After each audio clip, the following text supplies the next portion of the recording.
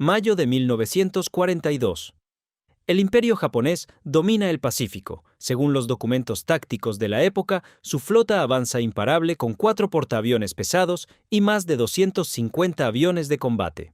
Sin embargo, el destino de la guerra no se decidiría en el mar, sino en la penumbra de un asfixiante sótano secreto en Hawái. Allí, al límite del agotamiento, un reducido equipo de criptoanalistas estadounidenses luchaba contra lo imposible. Los registros desclasificados de inteligencia revelan cómo rastreaban desesperadamente los mensajes de radio interceptados al enemigo, hasta encontrar un patrón aterrador: el inminente ataque masivo a un objetivo designado únicamente con las letras AF. ¿Dónde caería el golpe de gracia? ¿En la costa oeste? ¿En Hawái? Si el alto mando se equivocaba al interpretar estas siglas y enviaba sus últimos buques al lugar incorrecto, su flota sufriría daños fatales. Miles de marineros quedarían para siempre en las aguas frías y la caída del país sería inevitable. El tiempo se agotaba, y en medio de esta tensión paralizante, el descubrimiento de una sola palabra, oculta en el éter, estaba a punto de sentenciar el destino del mundo. Joseph Rochefort no era el típico oficial de marina que uno esperaría encontrar en la primera línea de defensa. Solía trabajar en pantuflas y bata de baño, sumergido en nubes de humo de cigarrillo, analizando columnas de números que para cualquier otro no tenían sentido. Sin embargo, su intuición era su arma más letal.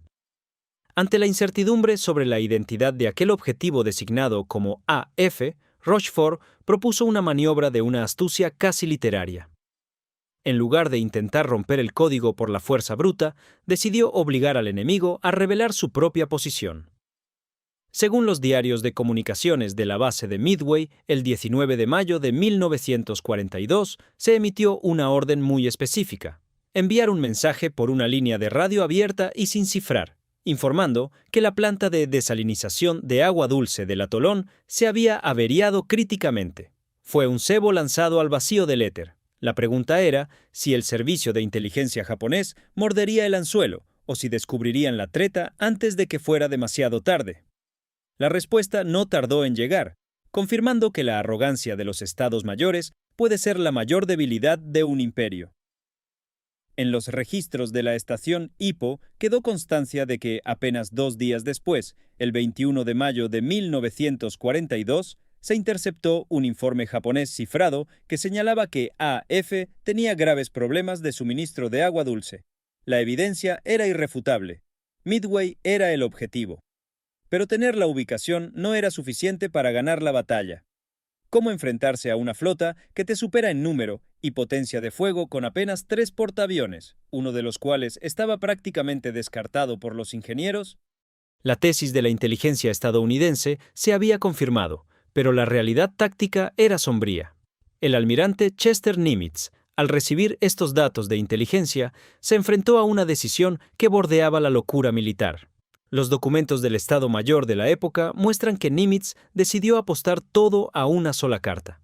Sabía que los japoneses creían que la flota estadounidense estaba paralizada y desmoralizada tras los combates anteriores. Según los informes del almirantazgo, la estrategia consistía en posicionar sus fuerzas en un punto ciego para el enemigo, basándose enteramente en la información de Rochefort. Pero aquí surgió el riesgo supremo. ¿Qué sucedería si el almirante Yamamoto, el cerebro detrás del ataque, había previsto este movimiento? Nimitz ordenó que sus 3 portaaviones maltrechos zarparan de inmediato, navegando directamente hacia las fauces del León en una apuesta donde el fracaso significaría que el dominio japonés sobre el océano sería absoluto por décadas. El acero tiene memoria, y el del portaaviones USS Yorktown estaba marcado por la tragedia y la resistencia. Tras la batalla del Mar de Coral, el buque había regresado a Pearl Harbor en un estado que cualquier experto habría calificado de terminal. Los daños estructurales eran masivos. Una bomba había perforado varias cubiertas, inutilizando sistemas internos críticos y dejando al barco con una escora preocupante. En los informes detallados del astillero naval de Pearl Harbor se puede leer que la estimación inicial de los ingenieros para poner al Yorktown en condiciones de combate era de al menos 90 días. Sin embargo, el tiempo era un lujo que el almirante Nimitz no tenía. Su orden fue clara y carente de toda piedad logística. El barco debía estar listo para navegar en 72 horas.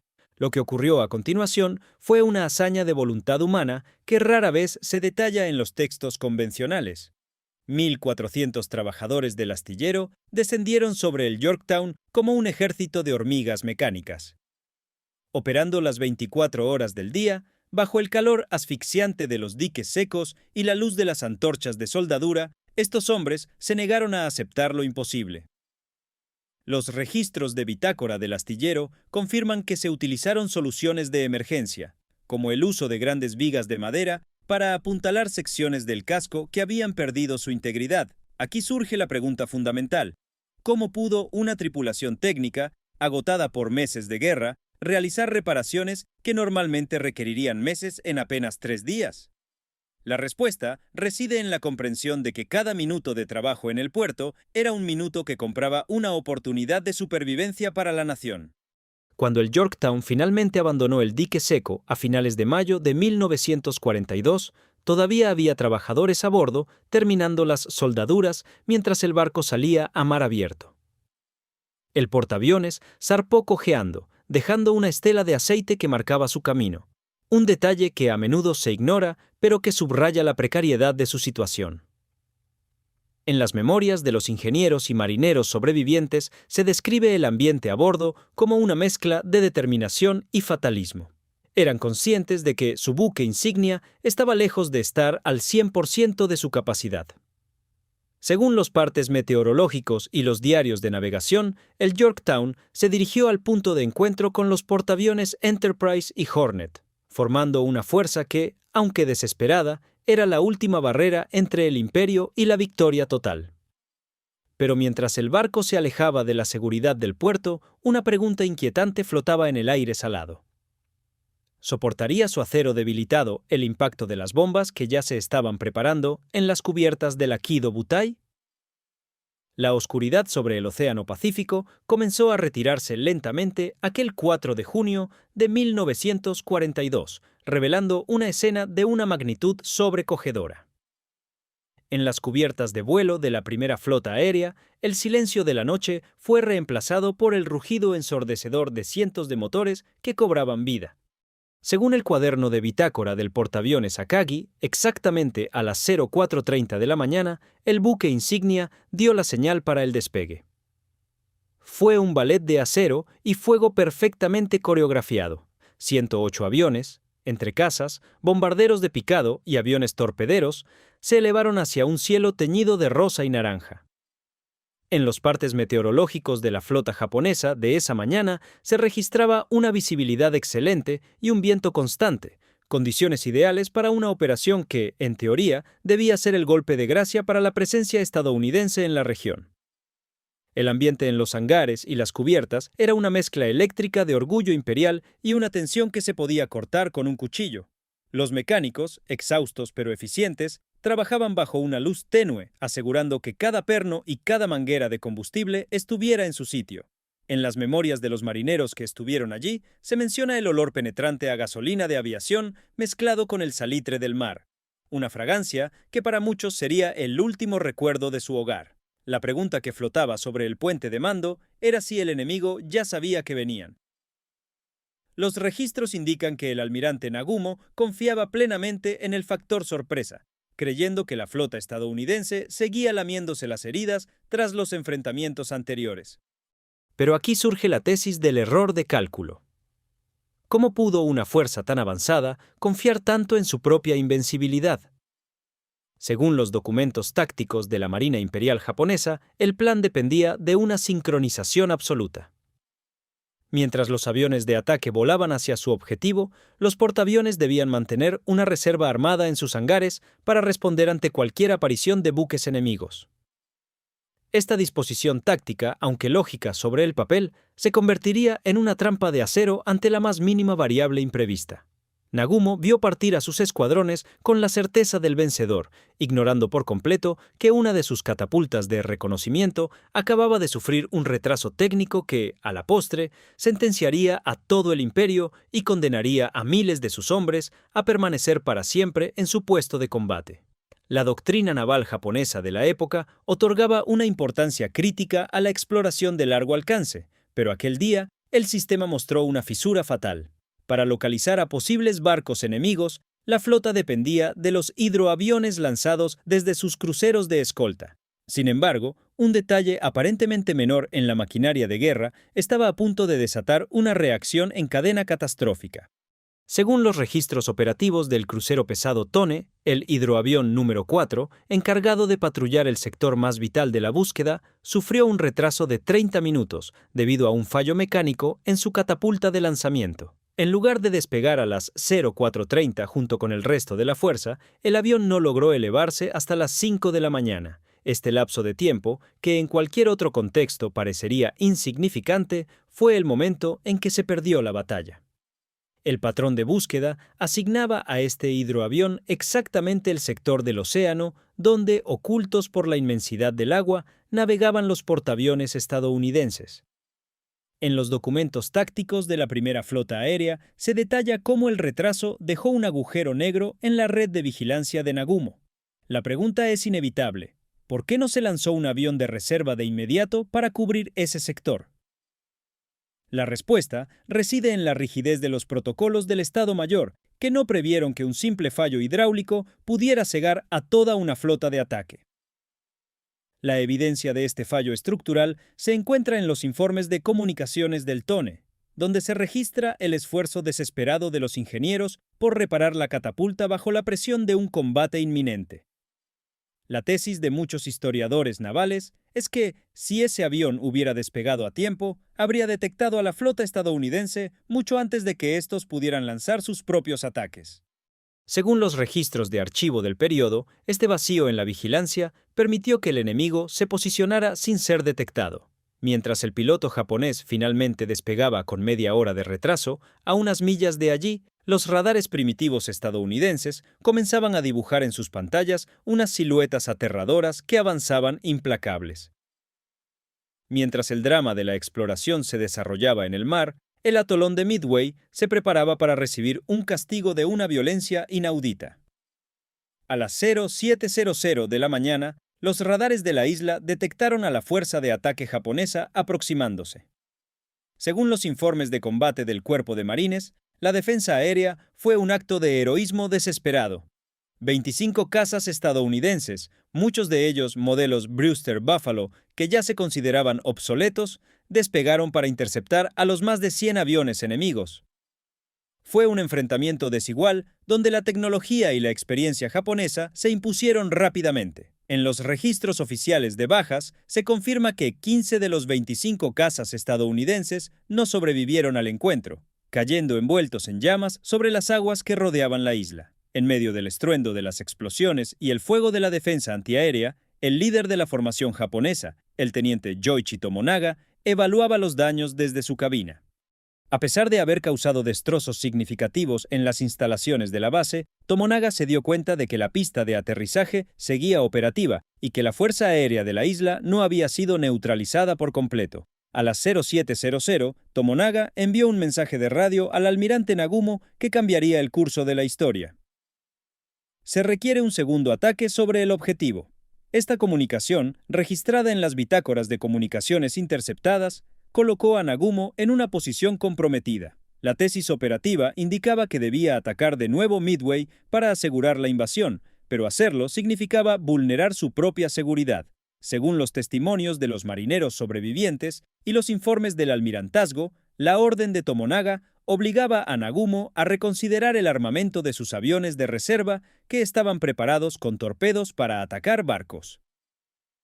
La pregunta retórica que surge de este caos es: ¿qué riesgo se escondía detrás de la decisión de priorizar un objetivo terrestre sobre la posibilidad de que hubiera barcos enemigos cerca?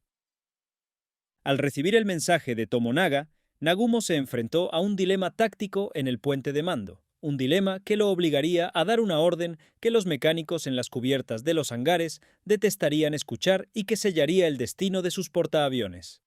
La doctrina naval de la Marina Imperial japonesa era estricta y se basaba en una precaución de hierro. Siempre se debía mantener una reserva de aviones armados con torpedos en caso de que apareciera una flota enemiga de forma inesperada. Sin embargo, aquel 4 de junio de 1942, la presión del combate comenzó a erosionar la disciplina táctica del almirante Nagumo. Ante el informe del teniente Tomonaga sobre la necesidad de un segundo ataque contra el atolón, Nagumo se encontró ante una encrucijada. Si mantenía sus aviones armados con torpedos, estos serían inútiles contra las instalaciones de tierra en Midway. Si cambiaba el armamento a bombas de fragmentación, quedaría vulnerable ante un ataque naval. Según las bitácoras operativas del Estado Mayor de Nagumo, a las 07:15 de la mañana se emitió la orden que marcaría el inicio del fin: desarmar los torpedos de los bombarderos Nakajima B-5N y sustituirlos por bombas terrestres. En las entrañas de los portaaviones Akagi y Kaga, el ambiente se transformó en un caos de esfuerzo físico extremo. Los hangares, espacios cerrados y saturados por el olor a aceite caliente, se llenaron con el sonido metálico de las herramientas y el jadeo de los armeros.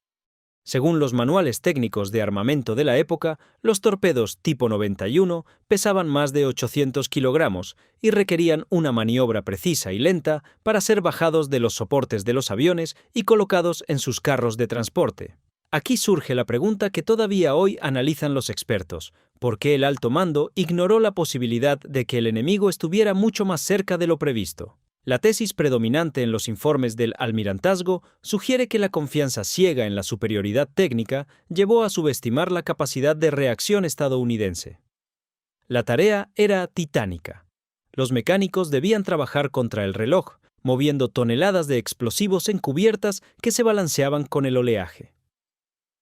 No se trataba solo de cambiar una pieza, era una reconfiguración total de la fuerza de ataque. Según los testimonios de los marineros sobrevivientes recogidos en investigaciones posteriores, el cansancio empezaba a hacer mella en la tripulación, pero la disciplina japonesa mantenía el ritmo. Sin embargo, el destino es caprichoso. El sudor caía de las frentes de los armeros mientras bajaban los torpedos a las bodegas, pero el trabajo apenas iba por la mitad cuando un operador de radio irrumpió en el puente de mando con los ojos muy abiertos y un mensaje que cambiaría la percepción de la realidad para todos los presentes. A las 07:28 de la mañana, el silencio de radio se rompió con una transmisión que golpeó al Estado Mayor japonés como un proyectil físico. El hidroavión número 4 del crucero Tone, aquel que había despegado con 30 minutos de retraso, finalmente informaba de un avistamiento a 240 millas de Midway. El mensaje era breve pero devastador: 10 barcos enemigos avistados. En los registros de radio de la flota japonesa quedó marcada esa hora exacta como el momento en que el plan perfecto se desmoronó.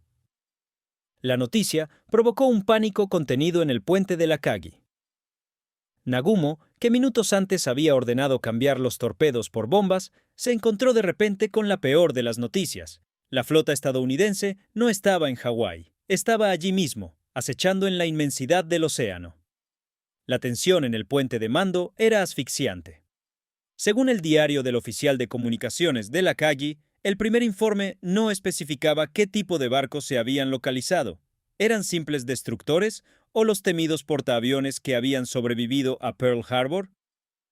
La falta de detalles en este primer informe fue una tortura psicológica para Nagumo y su Estado Mayor. Surge aquí la pregunta principal: ¿cómo pudo el piloto del avión explorador fallar en una identificación tan crucial en un momento tan determinante? La evidencia sugiere que la visibilidad parcial y la inexperiencia en la identificación de siluetas desde gran altura jugaron un papel nefasto para los intereses imperiales. Nagumo detuvo inmediatamente el cambio de armamento, pero el daño ya estaba hecho. Los hangares estaban llenos de bombas terrestres que no habían sido devueltas a los polvorines protegidos y torpedos que estaban a medio montar. En los mensajes interceptados de la época se percibe la urgencia y el desorden que empezaba a reinar en las comunicaciones internas de la flota. La tesis de la invencibilidad japonesa se resquebrajaba por momentos. Mientras Nagumo exigía desesperadamente detalles al piloto sobre la composición de la flota enemiga, en el horizonte comenzaron a aparecer las primeras siluetas de una respuesta estadounidense que, aunque descoordinada, estaba decidida a no dar respiro al gigante. 10 barcos. ¿Pero qué tipo de barcos? La incertidumbre era ahora el enemigo más peligroso a bordo. Antes de que Nagumo pudiera resolver el dilema de sus hangares, la base de Midway lanzó todo lo que tenía disponible en un contraataque que, aunque técnicamente deficiente, resultó ser un factor de distracción psicológico fundamental. 6 aviones torpederos Avenger y 4 bombarderos B-26 Marauder aparecieron de entre las nubes, lanzándose en una carrera frenética hacia los portaaviones japoneses. Según los informes de escuadrón de la Marina de los Estados Unidos, estos pilotos sabían que sus posibilidades de éxito eran mínimas, pero su misión era ganar tiempo para la flota. Fue un espectáculo de valor extremo bajo un fuego antiaéreo que oscurecía el cielo. La efectividad de la defensa japonesa fue brutal. En los informes oficiales de combate se registra que 5 de los 6 Avengers no sobrevivieron al ataque, siendo interceptados por los cazas Zero mucho antes de poder soltar sus torpedos con precisión. Sin embargo, el caos que provocaron fue real. En los testimonios de marineros japoneses se describe cómo el gigantesco Akagi tuvo que realizar maniobras de evasión violentas para evitar los proyectiles enemigos. El momento de mayor tensión ocurrió a las 07:10 de la mañana, cuando un bombardero dañado, pilotado por el capitán Collins, perdió el control y casi impactó directamente contra el puente de mando del Akagi. La tesis de la seguridad japonesa se evaporó cuando los oficiales vieron la sombra del avión enemigo pasar a escasos metros de sus cabezas. Este ataque desde tierra, aunque no logró anotar ni un solo impacto directo, convenció al vacilante Nagumo de que la amenaza de Midway seguía siendo crítica. En los registros de archivo del Estado Mayor se señala que este hostigamiento constante impidió que la tripulación pudiera trabajar con calma en el rearmamento de los aviones. ¿Qué fuerza psicológica se necesita para mantener la calma mientras los aviones enemigos estallan a tu alrededor y el acero de tu propio barco vibra bajo el fuego de las baterías? La visión de aquel avión estadounidense, rozando su puente de mando, fue el catalizador que empujó a Nagumo a emitir la segunda orden fatal del día, una decisión que sumiría a los hangares en un peligro aún mayor del que ya enfrentaban. La atmósfera en el puente de mando del Akagi se volvió gélida a las 08:20 de la mañana. Fue en ese preciso instante cuando el hidroavión del crucero Tone, tras minutos de una incertidumbre agónica, transmitió un mensaje que confirmaba los peores temores del almirante Nagumo. La fuerza enemiga parecía ir acompañada por lo que se identificaba como un portaaviones. Según la transcripción del radiograma del avión explorador conservada en los archivos navales, la presencia de una base flotante enemiga cambiaba por completo la ecuación del combate. Nagumo, atrapado en una red de decisiones contradictorias, tomó una determinación desesperada. Ordenó detener inmediatamente el rearmamento para el ataque terrestre a Midway y exigió que se volvieran a montar los torpedos pesados en todos los aviones disponibles. Se trataba de la segunda reversión de órdenes en menos de una hora, una maniobra que sumiría a los equipos de mantenimiento en un esfuerzo sobrehumano y peligroso. En las cubiertas de los hangares, el escenario era dantesco. El espacio era limitado y la urgencia por cumplir la nueva orden llevó a ignorar los protocolos básicos de seguridad naval. El comandante Mitsuo Fuchida, en su testimonio de posguerra, describió cómo las bombas terrestres que acababan de ser retiradas no fueron devueltas a los polvorines protegidos bajo la línea de flotación. En lugar de eso, debido a las prisas, se apilaron descuidadamente en las cubiertas de los hangares, justo al lado de los aviones que estaban siendo cargados con combustible y torpedos. La tesis de la eficiencia japonesa se estaba convirtiendo en su propia sentencia, porque el alto mando permitió que se violaran las normas de seguridad más elementales en un buque que ya estaba en el campo de visión del enemigo. La respuesta reside en la presión psicológica de un Estado Mayor que veía cómo su ventaja estratégica se desvanecía minuto a minuto. La evidencia física de este desorden era aterradora. Mangueras de combustible llenas de gasolina de aviación serpenteaban entre montones de bombas terrestres y torpedos de 800 kilogramos. Según los documentos del Estado Mayor, los portaaviones japoneses se habían transformado, literalmente, en polvorines flotantes sin ninguna protección ante un impacto externo.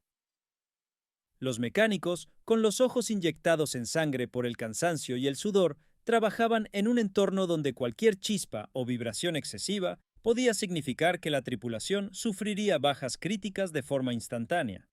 Esta disposición de los hangares es analizada hoy como el error técnico más grave de la batalla.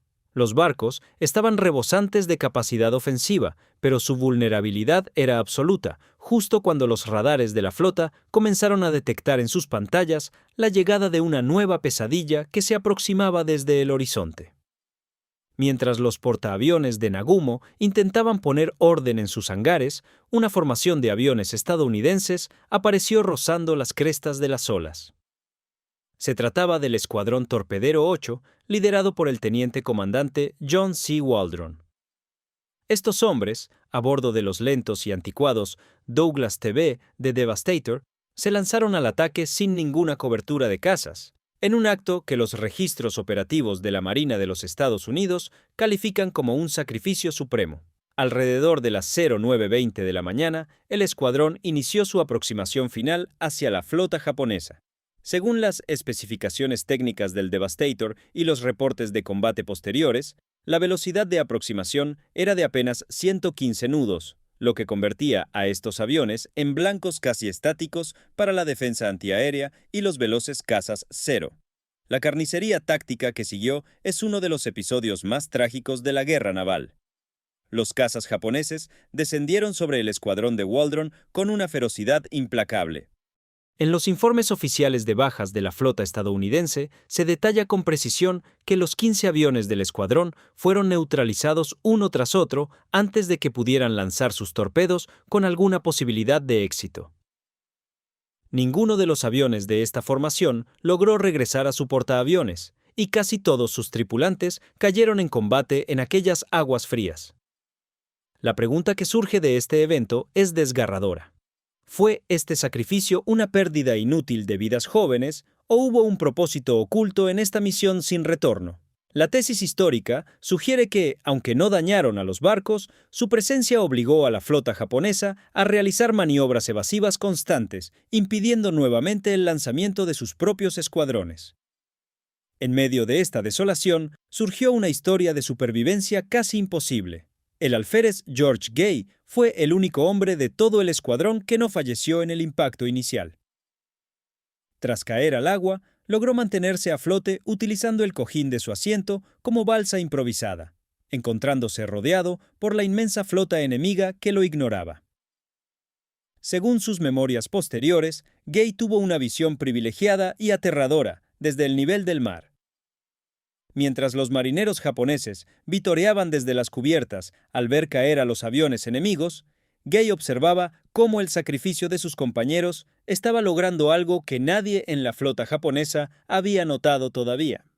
Sus ojos, fijos en el horizonte nublado, presenciaron la consecuencia letal del sacrificio de sus compañeros, un cambio en la disposición defensiva que estaba a punto de abrir una puerta en el cielo. La destrucción sistemática de los escuadrones torpederos estadounidenses, incluyendo el Escuadrón 8, el 6 y el 3, tuvo un efecto secundario que los comandantes japoneses no supieron interpretar a tiempo. Para interceptar a los aviones que atacaban a baja altitud, la patrulla aérea de combate japonesa, compuesta por los letales Caza Cero, había descendido desde sus posiciones de cobertura en las alturas hasta quedar casi a ras de las olas. Según el análisis táctico de historiadores navales, basado en testimonios de los propios pilotos japoneses, al menos 50 cazas cero se encontraban maniobrando a menos de 1000 pies de altura para rematar a los supervivientes de los ataques de torpedos. Este movimiento dejó a los portaaviones japoneses sin ninguna protección aérea en las capas superiores de la atmósfera. Esta situación creó una ventana de vulnerabilidad absoluta que duró apenas unos minutos, pero que sería suficiente para decidir el curso del siglo XX. En las estadísticas de posguerra se refleja que, de los 41 aviones torpederos estadounidenses atacantes, 35 no sobrevivieron a la misión, lo que daba a los japoneses una falsa sensación de victoria total. Los registros de los observadores en los puentes de mando del Akagi y el Kaga indicaban que el cielo sobre la flota estaba despejado y libre de amenazas. La tesis del mando japonés era que habían repelido lo mejor que el enemigo podía ofrecer. Sin embargo, surge la pregunta crítica. ¿Por qué los operadores de radar y los vigías no detectaron que el peligro real no venía desde el mar, sino desde la estratosfera? La evidencia documental sugiere que la euforia por haber aniquilado a los torpederos nubló el juicio de los oficiales de vigilancia. Mientras los cañones antiaéreos dejaban de disparar y los marineros en cubierta celebraban lo que consideraban el fin de la batalla, el silencio en las alturas era engañoso. Los cazas Cero, agotados y con poca munición tras la carnicería a nivel del mar, no podían subir con la rapidez necesaria para recuperar su posición defensiva. Justo en ese momento, cuando la Kido Butai se sentía más segura y sus hangares seguían siendo una bomba de tiempo llena de combustible y explosivos expuestos, las nubes a 15.000 pies se abrieron. De entre el azul profundo del cielo, apareció la punta de lanza de la venganza estadounidense, descendiendo en un ángulo casi vertical hacia un enemigo que acababa de cometer el error de dejar de mirar hacia arriba. Mientras el drama se consumía en las cubiertas de la flota japonesa, a miles de metros de altura, el destino de la guerra pendía de un hilo tan delgado como una aguja en un pajar. El teniente comandante Clarence Wade McCloskey, liderando a los 33 bombarderos en picado SB de Dauntless del portaaviones Enterprise, se encontraba en una situación desesperada. Según el reporte de vuelo de Wade McCloskey, sus escuadrones habían alcanzado el punto de interceptación previsto exactamente a las 09:20 de la mañana. Pero lo que encontraron fue una inmensidad azul y desoladora. El océano estaba vacío. No había rastro de los portaaviones de Nagumo. En ese momento, la tesis de la inteligencia estadounidense parecía haberse desmoronado ante la realidad de un mar que devora las esperanzas. La tensión en las cabinas de los aviones era asfixiante. Los pilotos vigilaban con angustia sus indicadores de combustible. Según las memorias de los aviadores del Enterprise, las agujas de los tanques de gasolina caían peligrosamente por debajo del margen seguro de retorno. Continuar la búsqueda significaba con casi total seguridad que no tendrían suficiente energía para volver y que sus vidas se truncarían al agotarse el combustible sobre el mar abierto. Aquí surge la pregunta que define el liderazgo bajo presión. ¿Qué impulsa a un hombre a seguir adelante cuando todas las señales técnicas indican que el desastre es inevitable? McCloskey, en lugar de ordenar el regreso, decidió apostar por una última corazonada táctica, extendiendo la búsqueda hacia el noroeste durante unos minutos adicionales. La evidencia de la gravedad de la situación quedó registrada en los informes técnicos de posguerra, donde se detalla que muchos de los aviones ya estaban operando con vapores de combustible. En los registros de archivo del periodo se describe este momento como el punto de máxima incertidumbre de la batalla. Si McCloskey hubiera girado hacia el este un minuto antes, la historia del siglo XX sería irreconocible. La tesis de que la suerte es un factor determinante en la guerra naval cobró vida en ese instante de silencio absoluto en la radio. McCloskey debía dar media vuelta para evitar que sus hombres quedaran para siempre en las aguas frías, pero justo cuando iba a emitir la orden de retirada, notó una delgada y solitaria estela de espuma blanca que rompía la monotonía del Océano Pacífico. Esa delgada línea de espuma blanca en la inmensidad del mar no era una casualidad, sino el rastro de un error táctico japonés. Se trataba del destructor Arashi, que navegaba a máxima velocidad para reincorporarse a la flota principal. Según el cuaderno de bitácora del submarino USS Nautilus, con designación SS-168, este destructor se había separado de la protección de los portaaviones para intentar neutralizar al submarino estadounidense que había osado atacar a la Kido Butai. El Arashi había lanzado cargas de profundidad de forma agresiva, pero al no detectar resultados inmediatos, el capitán del destructor recibió la orden de regresar junto a Nagumo a toda máquina. Esta maniobra dejó una estela perfectamente visible desde gran altura, una flecha plateada que apuntaba directamente al corazón del imperio. A las 09:55 de la mañana, McCloskey tomó la decisión más audaz de su carrera. Según los informes del grupo aéreo del Enterprise, el comandante ordenó cambiar el rumbo hacia el noroeste, siguiendo la dirección que marcaba el destructor.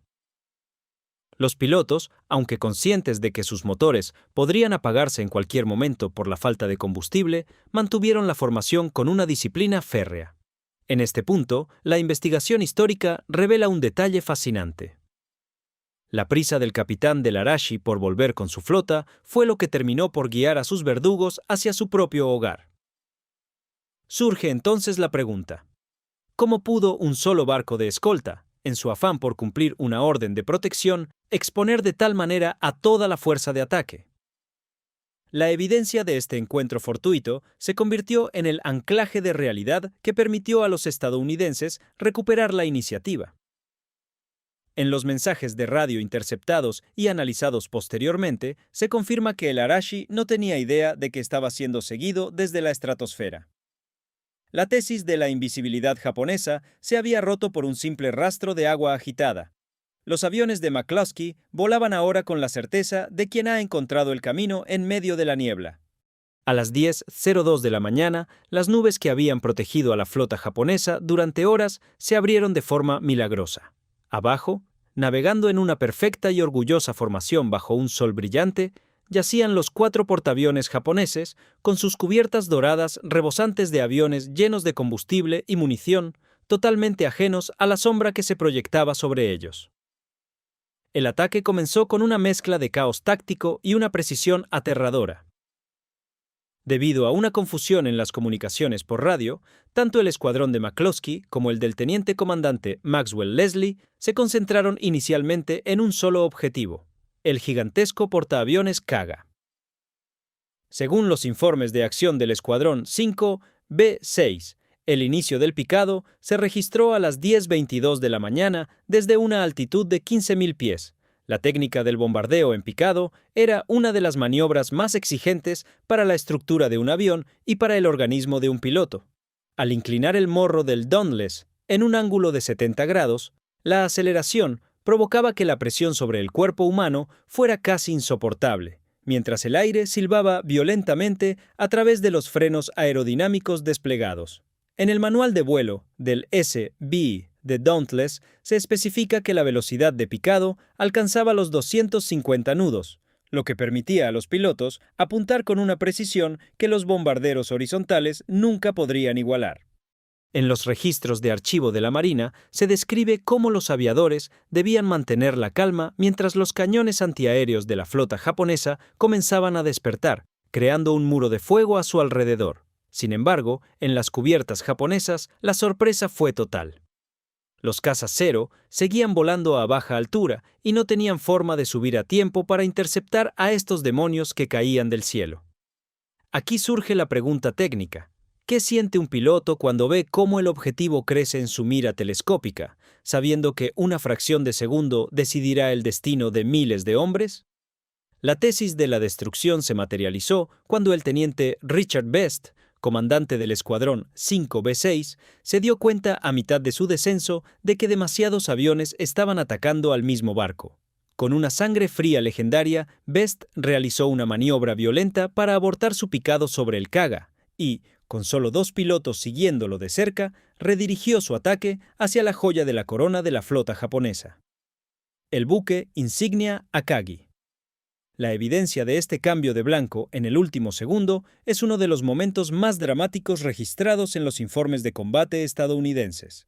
Best apuntaba ahora al centro mismo del mando japonés. Con una sola bomba restante y el combustible agotándose, Richard Best se lanzó hacia la brillante cubierta de madera del Akagi, ejecutando el movimiento que estaba a punto de fracturar para siempre el poder naval del imperio. El reloj marcaba las 10:22 de la mañana cuando el destino del portaaviones Kaga quedó sellado bajo un cielo que escupía fuego. En aquel instante, la nave más grande de la fuerza de ataque japonesa se convirtió en el epicentro de una tormenta de acero. Según los testimonios cruzados de los sobrevivientes del Kaga y los informes de los pilotos estadounidenses, el buque fue alcanzado por al menos 4 bombas pesadas de 1.000 libras entre las 10:22 y las 10:25 de la mañana. Cada impacto era un martillazo que sacudía las 38.000 toneladas de desplazamiento del gigante.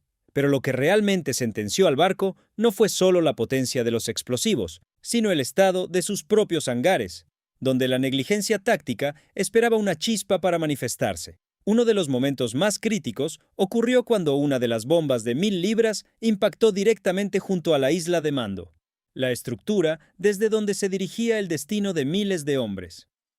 En los documentos oficiales de bajas de la Armada Imperial se registra que esta explosión en el puente acabó de forma instantánea con la vida del capitán Okada y de casi todos sus oficiales de Estado Mayor. El Kaga se quedó sin cerebro en cuestión de segundos. Sin un mando centralizado, la lucha contra los incendios se volvió una tarea caótica y desesperada. La tesis de la invulnerabilidad de los grandes portaaviones se desmoronó mientras el barco sufría daños fatales que hacían que las cubiertas se retorcieran como papel bajo el calor extremo generado por las detonaciones secundarias. En los mensajes de radio interceptados por los buques de escolta, se percibía el horror de una tripulación que veía cómo su mundo de acero se transformaba en una trampa sin salida. Las bombas terrestres y los torpedos que habían sido apilados en los hangares comenzaron a estallar en cadena, provocando que la tripulación sufriera bajas críticas en los niveles inferiores. Aquí surge la pregunta más dolorosa. ¿Qué esperanza queda para un barco cuando sus propias armas se vuelven contra él? La evidencia del desastre era visible a kilómetros de distancia. El Kaga se había transformado en una montaña de fuego incontrolable, una pira funeraria en medio del océano. Pero mientras este gigante agonizaba, a poca distancia de allí, la sombra de los 3 aviones del teniente Richard Best oscurecía la brillante cubierta de vuelo del almirante Nagumo, preparando un golpe aún más simbólico. Mientras el Kaga se consumía, el teniente Richard Best lideraba su pequeño grupo de 3 aviones en un picado que definiría su lugar en la historia naval. Su objetivo era el Akagi, el buque insignia, el símbolo mismo del orgullo de la Marina Imperial. Según los diarios de a bordo de los ingenieros de daños del Akagi, el impacto decisivo ocurrió a las 10:26 de la mañana. Best, con una precisión quirúrgica, logró que su bomba de 1000 libras perforara la cubierta de vuelo justo detrás del elevador central. No fue una lluvia de proyectiles lo que acabó con el Akagi, sino una sola bomba letal que encontró el camino hacia las entrañas del buque, donde la imprudencia de las horas anteriores aguardaba su turno. El proyectil atravesó la madera de la cubierta y estalló en el hangar superior, un espacio que, como ya sabemos, estaba atiborrado de aviones cargados de combustible y munición expuesta. En los registros oficiales de la cronología japonesa de la batalla, se detalla cómo esta única explosión desató un infierno de detonaciones secundarias que recorrieron el barco de proa a popa. El almirante Nagumo, en el puente de mando, sintió cómo las paredes de acero de su amado buque insignia comenzaban a vibrar y a irradiar un calor insoportable. La tesis de que un solo hombre puede cambiar el curso de una guerra se materializó en ese instante de fuego. ¿Cómo pudo un imperio perder su buque más emblemático por el impacto de un solo aviador audaz? La respuesta estaba en el humo espeso que impedía que los equipos de control de averías pudieran siquiera acercarse a los focos del incendio. Los registros de archivo del periodo confirman que el Akagi quedó incapacitado para cualquier operación aérea en cuestión de minutos. Los marineros, en un esfuerzo heroico pero inútil, intentaron arrojar al mar los aviones que aún no habían estallado para evitar que el fuego se propagara, pero el calor era tan intenso que el acero mismo empezaba a perder su integridad estructural. Muchos de los tripulantes no sobrevivieron a las primeras ráfagas de gas caliente que inundaron los compartimentos. El almirante Nagumo observaba horrorizado, en un estado de choque casi catatónico, cómo su flota se desvanecía ante sus ojos. Sin embargo, este no era el final de la carnicería estadounidense. Mientras el humo del Akagi subía hacia el cielo, un tercer portaaviones japonés estaba a punto de sentir la furia que venía desde otra dirección del horizonte. El tercer acto de este drama de 5 minutos se centró en el portaaviones Soryu. Mientras el Kaga y el Akagi ardían, el escuadrón del portaaviones Yorktown, liderado por Max Leslie, aparecía desde el noreste. En los reportes operativos del grupo aéreo del Yorktown se registra que el ataque fue de una coordinación asombrosa. 3 bombas de 1000 libras impactaron el Soryu entre las 10:25 y las 10:28 de la mañana, convirtiendo la cubierta de vuelo en un caos de metal retorcido y llamas. Al igual que sus hermanos de flota, el Soryu fue víctima de la acumulación de armamento y combustible en sus hangares, lo que aceleró su proceso de destrucción interna. La situación del Soryu fue especialmente trágica debido a la rapidez con la que perdió toda capacidad de maniobra. Según los relatos del capitán de navío Yanagimoto, quien decidió permanecer para siempre en su puesto de combate, el barco sufrió una pérdida total de la presión de vapor en las calderas en apenas unos minutos tras el primer impacto. Sin energía para mover las bombas de agua, el control de incendios se volvió imposible. La evidencia documental de los interrogatorios de posguerra sugiere que el Soryu fue el barco que más rápido se detuvo por completo, quedando como un blanco fácil e inerte sobre las olas. Surge aquí la pregunta retórica que persigue a los historiadores. ¿Hubiera cambiado algo si los sistemas de protección contra incendios japoneses hubieran sido tan robustos como los estadounidenses? La respuesta parece ser un rotundo no ante la magnitud de las explosiones internas. A las 10:30 de la mañana, el panorama en el Pacífico Central era dantesco e irreconocible comparado con la calma de la madrugada. 3 de los 4 orgullosos portaaviones japoneses ardían de costa a costa, con sus tripulaciones luchando por cada segundo de vida, mientras sus naves se hundían con el peso de la derrota. Los informes del almirantazgo confirman que la Kido Butai había sido decapitada en lo que se conoce como los 5 minutos más productivos de la historia militar estadounidense, pero el mar aún no había terminado de cobrar su tributo. Muy al norte de este infierno, oculto tras la espesa niebla de la guerra y la confusión de las señales de radio, el cuarto portaaviones, el Hiryu, preparaba una retribución manchada en sangre que recordaría al mundo que el gigante japonés, aunque herido de muerte, todavía tenía garras. Mientras las columnas de humo negro se elevaban miles de metros sobre el horizonte del Pacífico, en el interior de los portaaviones heridos se libraba una guerra invisible, pero igualmente feroz. La lucha por el control de averías se convirtió en un calvario de voluntad contra la termodinámica.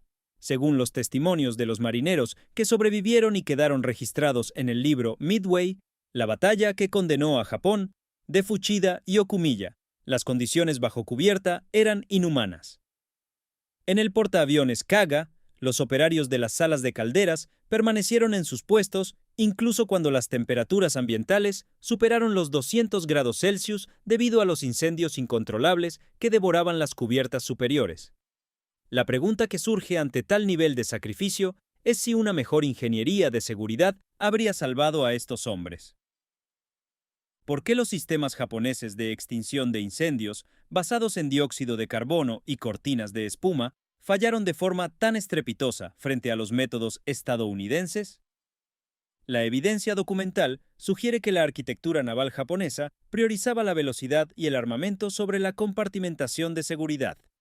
A diferencia de sus contrapartes estadounidenses, que contaban con sistemas de tuberías de agua redundantes, los portaaviones de la Kido Butai se volvieron vulnerables en cuanto los primeros impactos destrozaron las líneas principales de presión. Según la bitácora del crucero Nagara, la situación en el buque insignia Akagi se volvió tan insostenible que a las 10:46 de la mañana se emitió la orden oficial de evacuar la nave. El almirante Nagumo, tras una resistencia inicial cargada de una pesadumbre profunda, fue forzado por su estado mayor a trasladarse al crucero de escolta para intentar salvar el mando de la flota. La tesis de la supervivencia se enfrentaba ahora a una realidad física devastadora. El acero mismo de los barcos empezaba a derretirse. En los registros de archivo del enemigo de ese periodo se describe cómo los equipos de control de daños se veían obligados a cerrar escotillas herméticas sabiendo que detrás quedaban compañeros, una decisión que perseguiría a los sobrevivientes por el resto de sus vidas. Aquellos marineros permanecieron para siempre en su puesto de combate, sellados en tumbas de acero que aún ardían con una furia blanca. Mientras el mando japonés intentaba asimilar que 3 de sus 4 piezas maestras eran ahora antorchas a la deriva, en el último portaaviones intacto, el contraalmirante Tamon Yamaguchi no perdió un segundo en lamentaciones. El almirante sabía que el tiempo se agotaba y que la única forma de salvar el honor del imperio era una retribución inmediata, dando una orden que lanzaría a sus últimos pilotos a una misión de la que pocos regresarían. A mediodía de aquel fatídico 4 de junio de 1942, el portaaviones Hiryu se mantenía como el último baluarte de la flota de Nagumo. Bajo el mando del agresivo contraalmirante Yamaguchi, 18 bombarderos en picado y 6 cazas de escolta despegaron con una misión clara: encontrar y neutralizar al portaaviones estadounidense que había iniciado la carnicería. Según el diario de combate del USS Yorktown, el primer ataque japonés alcanzó al buque exactamente a las 12:20 de la tarde. A pesar de la densa barrera de fuego antiaéreo, 3 bombas impactaron en el Yorktown, causando daños fatales en su sistema de propulsión y dejando al barco inmovilizado y envuelto en llamas. Fue aquí donde la doctrina estadounidense de control de averías demostró su superioridad técnica y humana. En los informes del oficial de control de daños del Yorktown se relata cómo los equipos de reparaciones realizaron lo que muchos historiadores navales consideran un milagro de ingeniería bajo fuego. En apenas una hora, los mecánicos lograron parchar la cubierta de vuelo y restaurar la presión en las calderas, permitiendo que el portaaviones recuperara una velocidad de 19 nudos. Esta velocidad fue crucial para lo que vendría después.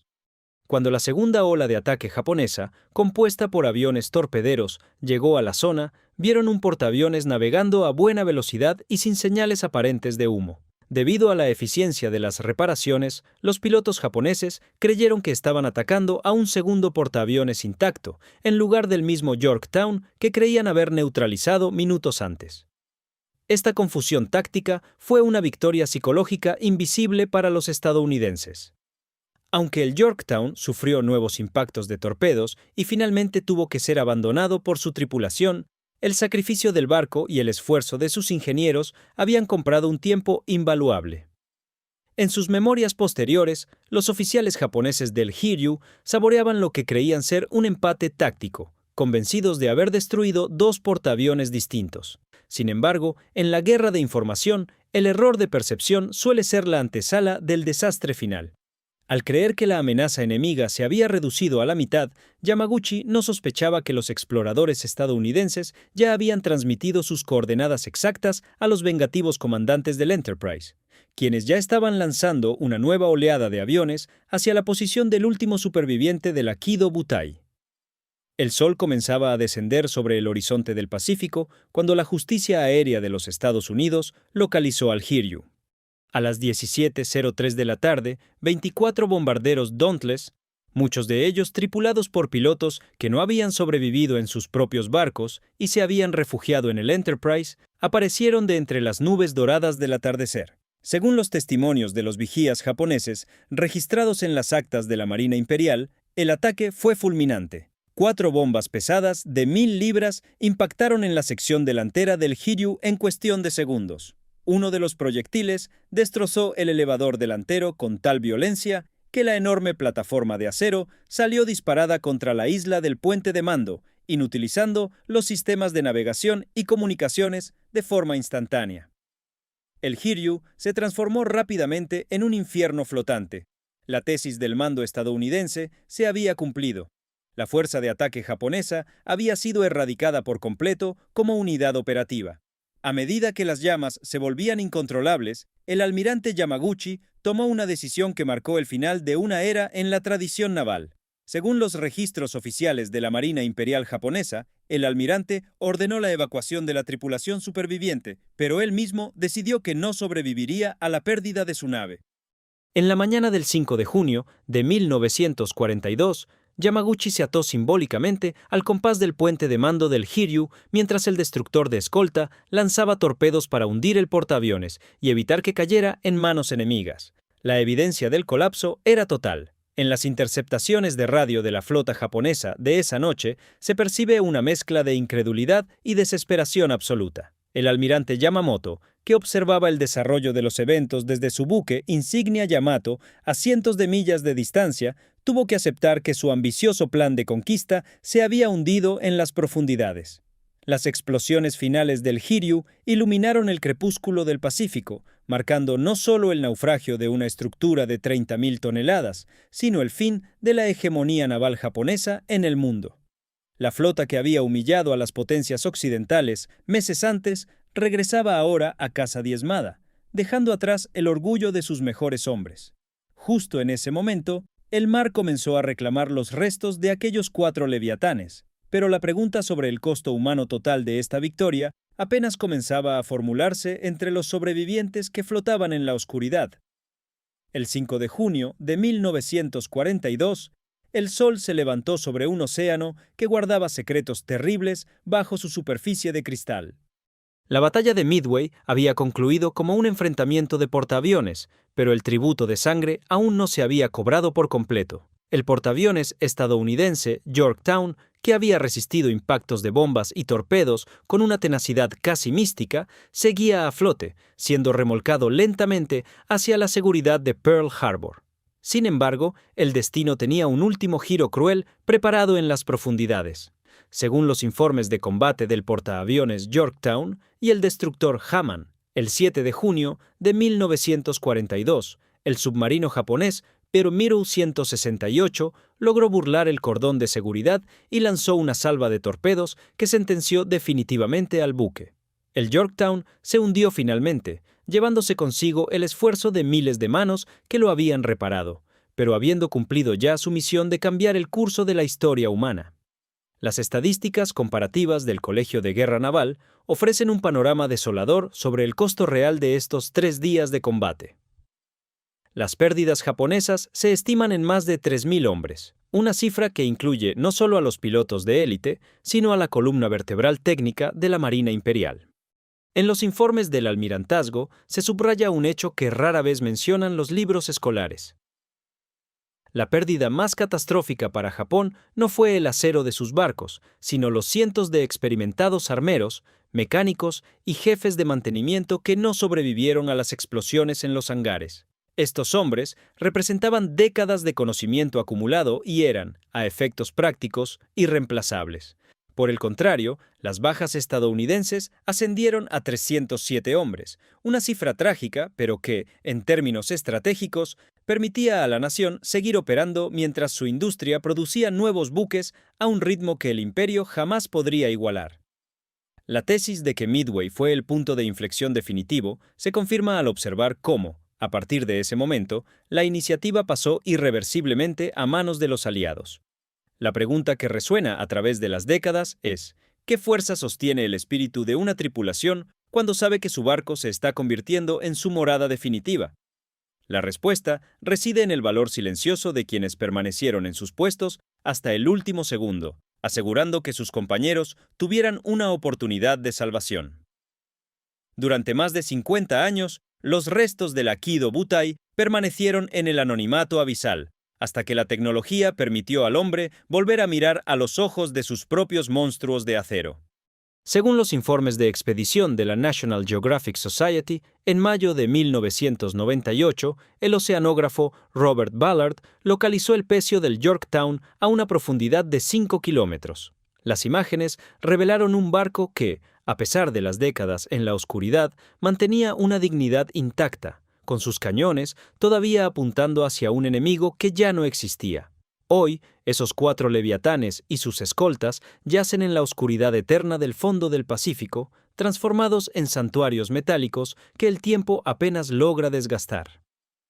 El análisis de los restos confirma que las heridas infligidas en aquellos 5 minutos de junio fueron de una magnitud tal que ninguna ingeniería habría podido salvarlos. Los registros de archivo confirman que la batalla de Midway no fue solo un triunfo de la criptografía o de la suerte táctica, sino el resultado de 1000 decisiones individuales tomadas bajo una presión extrema. Los nombres de los pilotos que se lanzaron al vacío con los tanques vacíos y de los marineros que cerraron las escotillas de las salas de calderas permanecen grabados no solo en el bronce de los monumentos, sino en el ADN de la historia moderna. 5 minutos de indecisión, un rastro de espuma en el agua y el valor sobrehumano de un puñado de hombres fueron suficientes para que el mundo que conocemos hoy no se hundiera en las sombras de la tiranía. El mar ha reclamado el acero, pero la memoria de su sacrificio sigue navegando en cada ola que rompe contra las costas de Midway.